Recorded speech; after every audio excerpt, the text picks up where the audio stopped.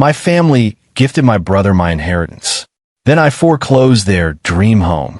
They thought blood was thicker than water, but I proved that a promissory note is stronger than both.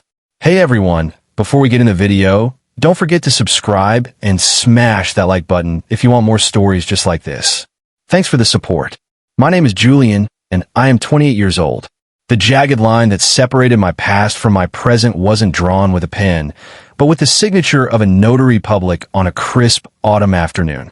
To understand the sheer magnitude of what happened, I have to take you back to the beginning, to a time when the concept of family meant something more to me than just a biological arrangement. I grew up in a household that was, by all external metrics, the picture of suburban perfection.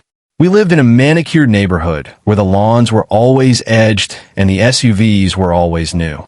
But behind the closed doors of our colonial-style house, there was a rot that festered unseen, a hierarchy of worth that placed my younger brother, Tyler, on a pedestal while I was left to sweep the pedestal's base.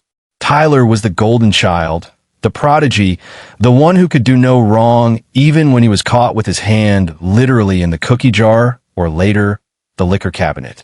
Our parents, Richard and Martha, looked at him as if he were the second coming of Christ, a Messiah destined to carry on the family name with glory and honor. I, on the other hand, was the afterthought, the reliable one, the backup plan who was expected to stay quiet, work hard, and never ask for anything. I learned early on that affection in our house was a transactional currency, and I simply didn't have enough capital to buy it. When our grandfather passed away, the dynamics of our twisted family unit were put to the ultimate test. Grandfather had been a self-made man, a shrewd investor who built a small empire from nothing. He had a soft spot for me, perhaps seeing the same quiet determination in my eyes that he had possessed in his youth. When his will was read, the air in the lawyer's office was thick with tension. The estate was divided, but there was a specific clause that caused my mother to visibly bristle. Grandfather had left me a significant trust fund, nearly $500,000, intended solely for my education and the purchase of my first property. It was shielded by strict stipulations. My parents were not to have access to it, nor were they to act as guardians of it. I was 22 at the time, fresh out of college, and that money was my launch pad, my chance to build a life independent of their judgment. However, the control my parents wielded was absolute. They couldn't stand the idea of me having something they couldn't touch, and they certainly couldn't stomach the idea of Tyler not getting a slice of the pie. The manipulation began subtly, with whispers about how unfair it was that I was set for life, while Tyler was struggling to find his footing in the tough business world. They painted a narrative of victimhood around Tyler, insisting that he needed a leg up more than I did. The gaslighting was relentless, a campaign of psychological warfare designed to erode my confidence and my resolve. They told me that keeping the money for myself was selfish, that family was supposed to share, and that by refusing to help, I was betraying the very blood that ran through my veins. The climax of this emotional assault occurred during a tense dinner meeting, one where I was cornered. They didn't ask, they demanded.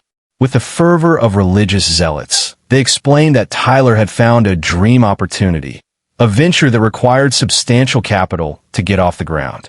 They promised, with hands on hearts, that it was a loan, that Tyler would pay it back with interest as soon as the venture turned a profit. They played on my guilt, my desire for approval, and the fear of being cast out of the only family I had ever known. Under the weight of their collective pressure and the desperate need for their love, I caved. I signed the transfer papers. I watched $500,000, my future security, vanish into an account controlled by my father, ostensibly for Tyler's use. The betrayal didn't end there.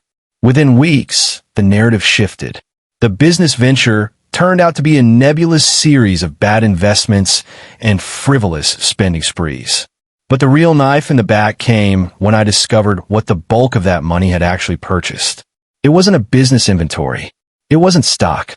It was a down payment on a sprawling, ostentatious estate in the hills, gated, sprawling, and utterly arrogant. They had used my inheritance to buy Tyler a dream home, a monument to his success that was funded entirely by my sacrifice. When I confronted them, I was met with cold indifference. They told me I was being dramatic, that the house would eventually be for the whole family, and that I should be happy to contribute to Tyler's stability. I was cut out, dismissed, and left with nothing but a hollow feeling in my chest and a burning anger that would take years to cool. That night, I packed a single bag and walked out of their lives, determined to build myself back up from zero, fueled solely by the cold fire of retribution. The years that followed my exile were a blur of relentless grind and calculated silence. I moved to a different city, putting as much physical distance between myself and the toxic wasteland of my childhood as possible. While Tyler was living in the lap of luxury, hosting parties in a house bought with my blood, sweat, and tears, I was sleeping on a futon in a studio apartment, working 2 jobs to put myself through a rigorous certification program in finance and real estate law. I didn't do this because I suddenly fell in love with numbers. I did it because I needed to understand the weapons they had used against me. I needed to master the system that had allowed them to rob me blind. I became obsessed with the intricacies of mortgage law, property liens, and foreclosure proceedings. I spent my nights studying the fine print of contracts, looking for the loopholes that could be exploited, the subtle clauses that could topple an empire if pulled just right. I systematically erased my digital footprint, making myself a ghost to my family. I blocked their numbers, filtered their emails, and avoided social media, though occasionally, through mutual acquaintances or accidental glimpses on public feeds, I would catch a glimpse of the life they were living. It was a nauseating display of arrogance. I saw photos of Tyler by the infinity pool, glass of wine in hand, surrounded by people who laughed at his jokes. I saw my mother beaming in the foreground, her pride evident, as if she were the one who had built the wealth they were squandering. They were living in a fantasy world, a bubble of hubris sustained by the stolen capital of others. They believed they were untouchable, that their social standing and material wealth shielded them from the consequences of their actions. They didn't know that the foundation of their dream home was built on quicksand, and I was the one planning to pull the plug. During this time, I focused on my career with a singular, maniacal drive. I took a job at a predatory lending firm, a place known for its ruthlessness. It wasn't a moral choice, but a tactical one. I needed to see how the sharks operated. I learned how to package debt, how to spot financial vulnerability from a mile away, and most importantly, how to seize assets without a hint of emotion. I became the best foreclosing officer in the department, cold and efficient. My colleagues call me the Reaper behind my back, a nickname I wore with a sense of dark pride. I was chiseling myself into a weapon, honing my intellect and my resolve until I was sharp enough to cut through the steel walls of my parents' denial. I knew that Tyler, with his lack of discipline and sudden influx of unearned wealth, wouldn't be able to maintain the lifestyle he had become accustomed to. People like him don't know how to manage money. They only know how to spend it. The second phase of my plan began when I started legally changing my identity markers for professional purposes. I wasn't Julian, the disinherited son, anymore. I was J.R. Sterling, a high-level asset manager for a shadow investment firm. It was a persona designed to be unrecognizable to anyone scanning the financial pages. I needed to be invisible, a cipher in a suit, until the exact moment I chose to reveal myself. I spent years cultivating this persona, building a reputation for acquiring distressed assets and turning them around for massive profit. I became a ghost in the machine of the financial world, moving money and buying debt notes with a precision that terrified my competitors. Around the 5-year mark, I began to sniff the air. I knew the economy was shifting. Interest rates were climbing, and the housing market was beginning to cool. It was the perfect storm. I knew that Tyler and my parents had likely refinanced the house to fund their lavish lifestyle. I knew they had probably treated the equity in the home like a personal ATM, blissfully unaware that the value of the asset was fluctuating beneath their feet. I started setting traps, buying up the secondary mortgages in the area, looking for the specific paper trail that led to the estate on the hill. It was a needle in a haystack, a search that required patience and resources I had painstakingly acquired. I wasn't just looking to sue them. Lawsuits take time and can be tied up in court for years. I wanted something faster, something more visceral. I wanted the deed. I wanted the keys. Then came the breakthrough. A contact in a title insurance company slipped me a document. It showed that the original mortgage on the family estate had been refinanced 3 times in 4 years. The debt was mounting, the equity was shrinking, and the interest rate on their latest loan was adjustable, a ticking time bomb waiting to explode. The loan had been sold off to a series of smaller lenders, eventually landing in a portfolio of distressed assets that was coming up for auction.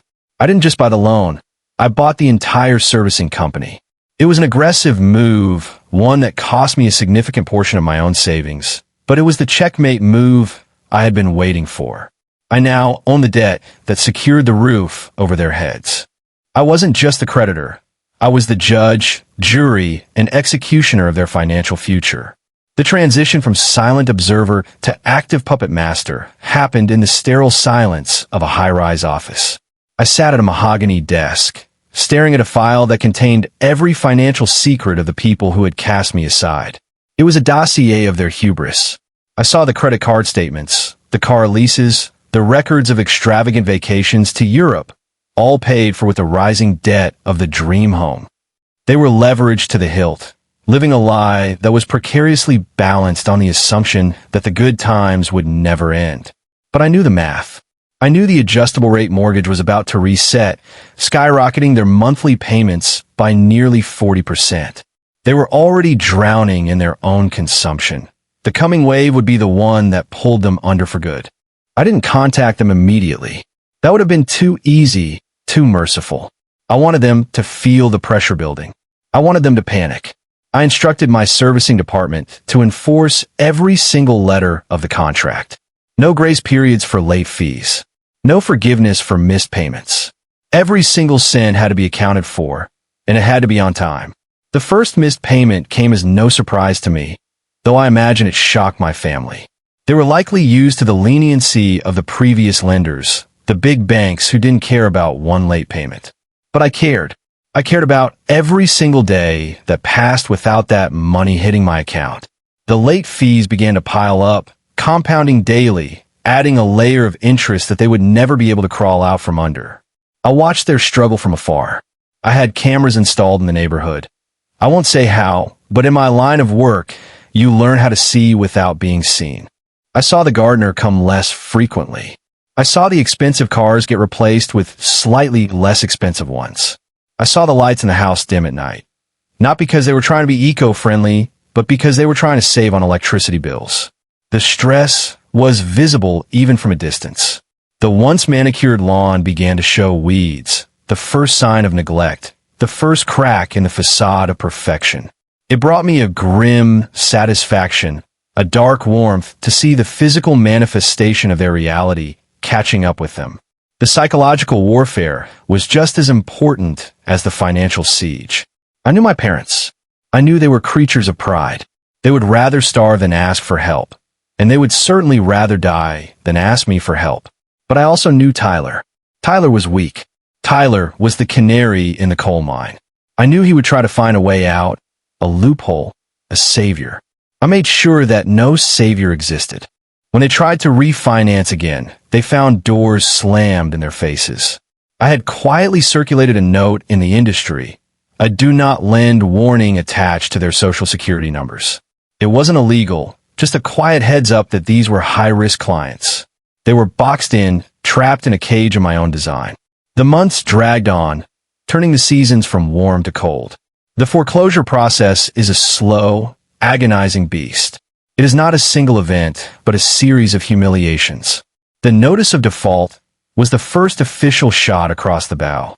It was a document filed in the public record, a stain on their reputation that would be visible to anyone who cared to look. It was the moment their neighbors, the people they had tried so hard to impress, would find out that the emperor had no clothes. I imagine the shame was suffocating. My mother, who cared more about appearances than anything else in the world, had to endure the whispers at the grocery store and the pitying looks from the tennis club ladies. It was a karma of her own making. During this time, I received a message through a mutual friend. It was a frantic plea, a request for a meeting to discuss options. They didn't know I was the owner of the debt. They thought I was just Julian, the son they had discarded, perhaps working a middle management job somewhere. They assumed they could appeal to my sense of family, to the brotherly love they had falsely claimed existed for so long. They were walking into a trap, thinking they were the hunters, while all along they were the prey. I agreed to the meeting, but not on their terms. I set the time and the place. I chose a neutral ground, a harsh, sterile conference room in a building they didn't know. I wanted to strip away their comfort, to remove them from their territory and put them squarely in mine. I prepared for that meeting like a lawyer preparing for a Supreme Court case. I had every document, every missed payment, every expenditure laid out in a precise, chronological order. I wanted to show them that I knew everything. I wanted them to realize that their secrets weren't secrets anymore. I walked into that room, wearing a suit that cost more than their first car, my face a mask of professional indifference. I was no longer their son. I was the bank. I was the law. I was the consequence. The atmosphere in the conference room was heavy with a palpable tension that felt almost physical.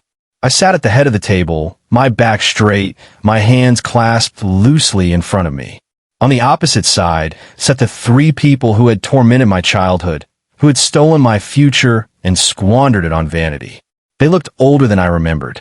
The stress had etched deep lines into my father's face, and my mother's eyes were rimmed with red, as if she had been crying for days.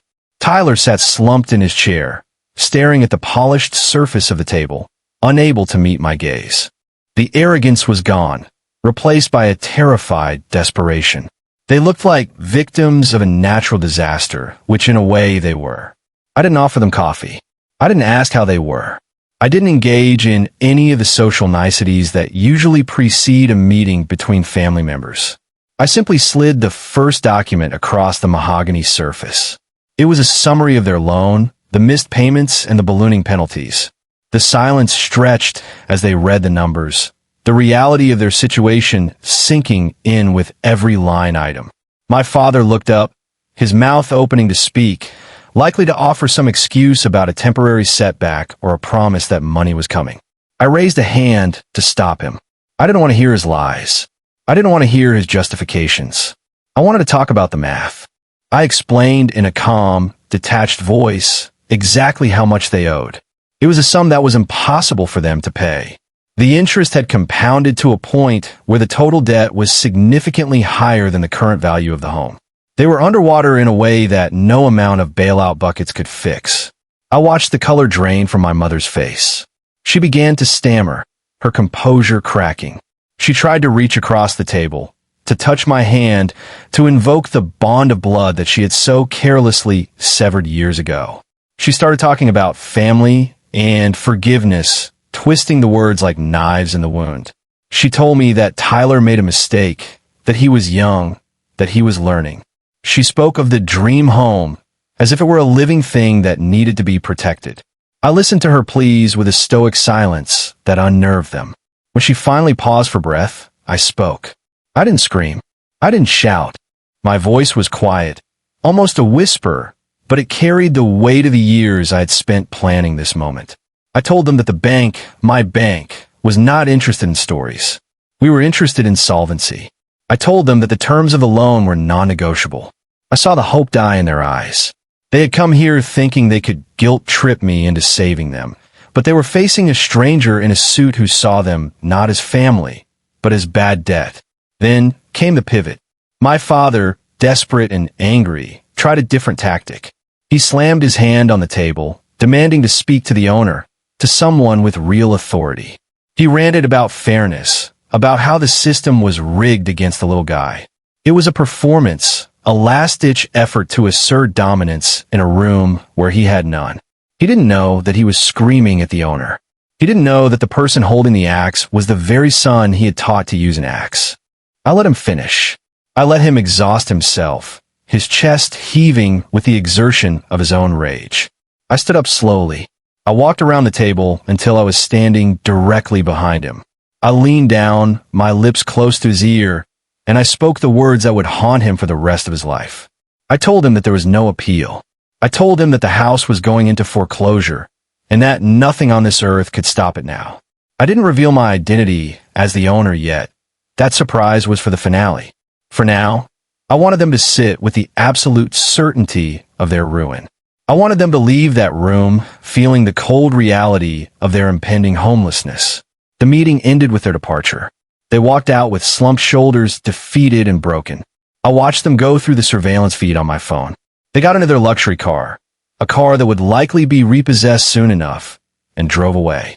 I sat back in my chair and allowed myself a small, tight smile. The psychological torture wasn't over. In fact, it was just entering its final, most devastating phase. The legal machinery was now in motion, a relentless juggernaut that would crush them under its wheels. I had given them a chance to be human, to be family, and they had chosen to be parasites. Now, they were going to find out what happens when the host fights back. The process of foreclosure is designed to strip away a person's dignity piece by piece. It is a bureaucratic purgatory where hope goes to die. After the meeting, the notices began to arrive in earnest. Certified letters taped to their front door, legal advertisements in the local newspaper announcing the sale of their debt. It is a public humiliation, a broadcast of failure for the entire community to see. I monitored their social media activity through a dummy profile. The posts of lavish vacations stopped, replaced by vague, melancholic quotes about hard times and testing faith. It was pathetic, a play for sympathy from the very people they had spent years trying to envy. The strain was tearing the family apart from the inside. I had sources, people who kept an ear to the ground in their old neighborhood, who told me about the shouting matches that echoed through the empty halls of the dream home at night. My parents were turning on each other, casting blame for the financial disaster. My mother accused my father of not managing the money properly. My father accused Tyler of being a failure. And Tyler, poor golden child Tyler, was shrinking under the weight of their collective disappointment. He had never known hardship. He didn't have the tools to cope with it. He was collapsing, and the house was collapsing right along with him. I watched the property value plummet. The housing market correction I had anticipated was in full swing, and homes in their exclusive enclave were sitting on the market for months, unsold. This was crucial to my plan. The lower the value of the home, the harder it would be for them to sell it to pay off the debt. They were trapped in a depreciating asset with an exploding loan. It was a classic squeeze. They tried to list the house surreptitiously, hoping for a miracle buyer to swoop in and save them. But I had control over that too. I instructed my real estate agents in the area to keep a close watch on the listing. Anytime a potential buyer showed interest, a complication would arise. A title issue, a lien question, a lowball appraisal. I didn't own the market, but I knew enough people to make sure they didn't get a lucky break. The date of the foreclosure auction was set. It is a grim milestone, the day a property is officially put on the block. In most cases, the bank buys the property back, and the family is evicted. But I had no intention of letting some random investor or the bank take possession of the house. I wanted the house. I wanted the physical structure that represented my stolen inheritance. I wanted to stand in the living room where they had celebrated my theft and claim it as my own. So I prepared my bid. I set up a shell company, a faceless entity that would bid on my behalf. I ensured that the auction process was clean, legal, and airtight. The days leading up to the auction were agonizing for the family. The sheriff had already posted the final notice of eviction on the front door, a bright orange sticker that screamed failure to anyone passing by. They were living on borrowed time, quite literally. They had to be out by the date of the sale, or they would be forcibly removed. I imagine they spent their final nights in that house packing boxes, surrounded by the remnants of their broken dreams. The luxury furniture was being sold off piece by piece to fund moving trucks and temporary apartments. The dismantling of their life must have been heartbreaking, a physical manifestation of their internal disintegration. I attended the auction, but I didn't go in person. I watched via a live stream from my office. It was a short, unceremonious affair. There were no other bidders. Who would want a house with a tangled title and an angry family being evicted? The auctioneer hammered the gavel. Sold to Sterling Holdings. The gavel strike echoed in the quiet room, and with that sound, the chapter of their lives in that house was officially over. I sat back in my chair, a strange sensation washing over me. I had won. I had taken back what was mine, plus interest. But as I looked at the image of the house on the screen, I didn't feel the rush of victory I expected. I felt a cold resolve. The transaction was complete, but the story wasn't over. There was one final act left to play. The eviction was scheduled for the following morning. I wanted to be there for that. I wanted to see the look on their faces when the new owner arrived. I wanted them to know who had bought their dream.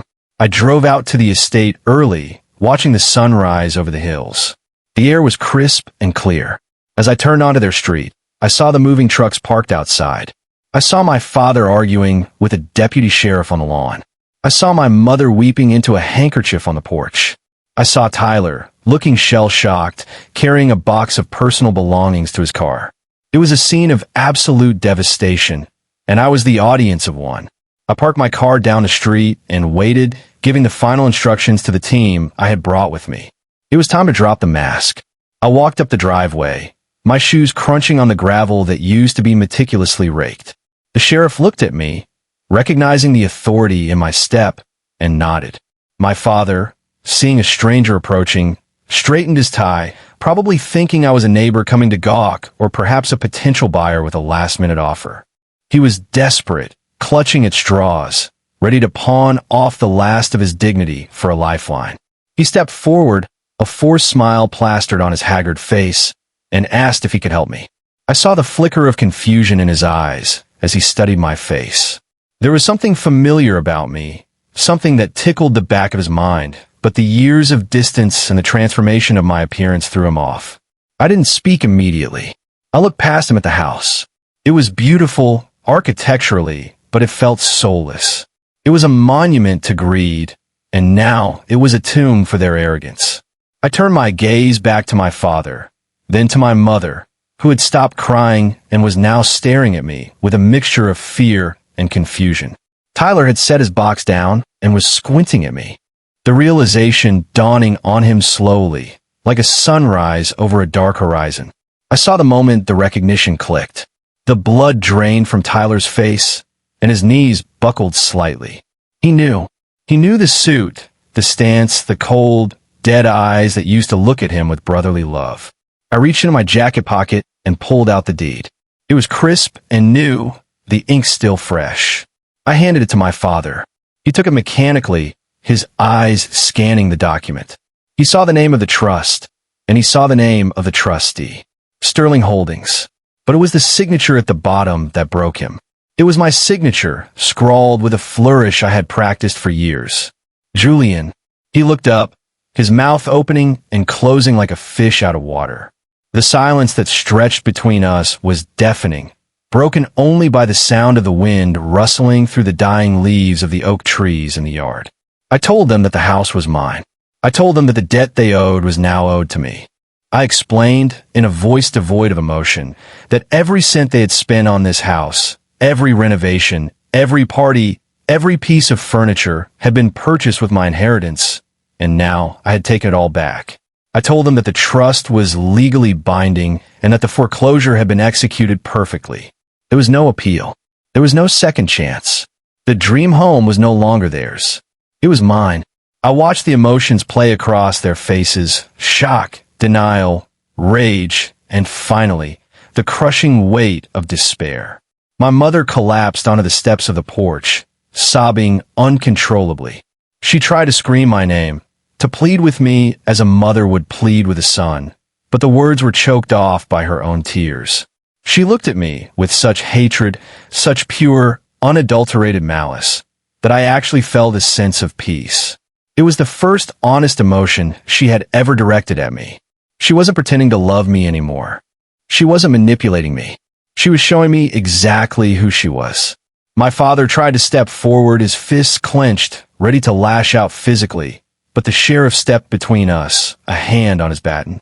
The law was on my side, a fact that must have galled a man who had spent his life thinking he was above the rules. I looked at Tyler. He was just standing there, shaking. He was the architect of his own demise, but he was also the victim of their enabling.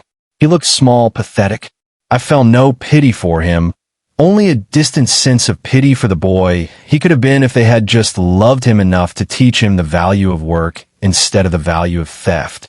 I told them they had 10 minutes to clear the rest of their belongings from the porch before I called the tow truck to have their cars removed from my property. It was a petty move, perhaps, but it was a necessary one. I needed to assert total dominance over the space. They scrambled. The dignity was gone.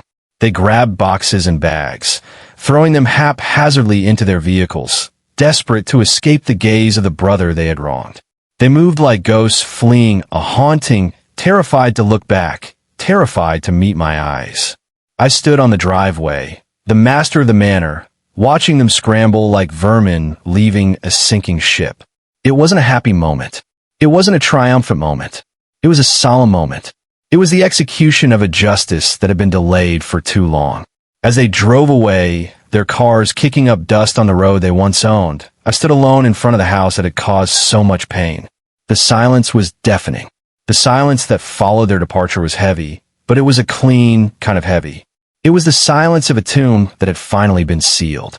I walked up the steps to the front door, the key turning in the lock with a satisfying click. I stepped into the foyer. The same foyer where I had been handed the news that my future was being sacrificed for Tyler's comfort. The house was empty now, stripped of the furniture and the clutter of their lives. The floors echoed with my footsteps. It smelled faintly of lemon polish and desperation. I walked from room to room, seeing the spaces not as they were, but as they could be. I stood in the center of the living room, looking out the massive picture windows at the view of the valley below. It was a view they had bragged about incessantly, a symbol of their superiority. Now it was just a view. It belonged to me. I owned the dirt, the walls, the roof, and the view. But more than that, I owned the narrative. I had taken the weapon they had used to bludgeon me and turned it back on them. The cycle of abuse was broken. I had disinherited them. I had cut them out of my life just as they had cut me out of theirs. The symmetry was beautiful in its cruelty. I didn't move into the house. That would have been too weird, too haunted by the ghosts of their dinner parties and their laughter. Instead, I listed it for sale immediately. I priced it aggressively, slightly below market value to ensure a quick sale. I didn't need the money. I needed the house gone. I wanted the physical reminder of their betrayal to be erased from the face of the earth, replaced by a new family, hopefully one who knew the value of honest work. Within 2 weeks, I had an offer. It was a young couple, expecting their first child.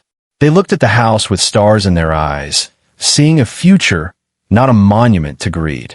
I accepted their offer without hesitation. The closing was quick.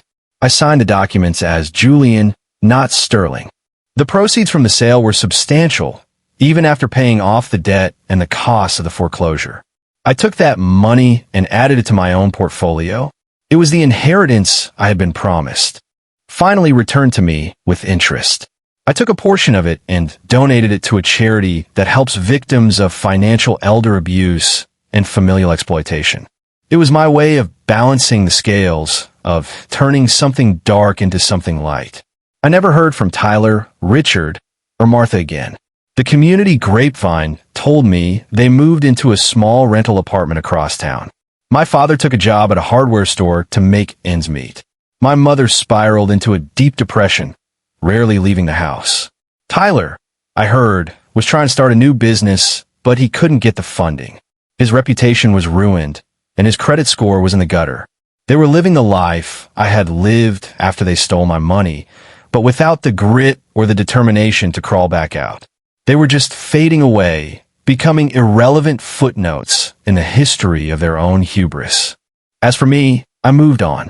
I left the city and started a new venture, one focused on ethical lending and financial education.